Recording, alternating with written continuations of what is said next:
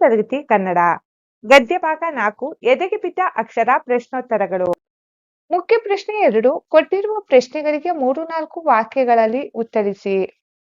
ಪ್ರಶ್ನೆ 1 ಅಶೋಕ ಪೈ ಅವರು ಹೇಳಿದ ಸಂಶೋಧನಾ ಸತ್ಯವೇನು?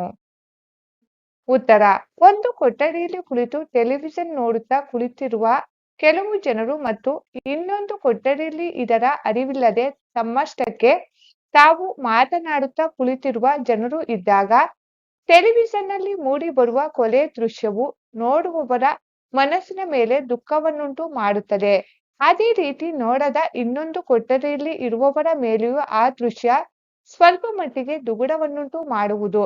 ಅದೇ ನೃತ್ಯ ದೃಶ್ಯ ನೋಡುತ್ತಿರುವವರ ಮೇಲೆ ಉಂಟು ಮಾಡುವ ಖುಷಿ ಭಾವನೆಯು ಇದನ್ನು ನೋಡದವರ ಮನದಲ್ಲೂ ಕಾಣಬಹುದು. ಇದರಿಂದ ಯಾವ ಜೀವಿಯೂ ತನ್ನಷ್ಟಕ್ಕೆ ತಾನಿಲ್ಲ.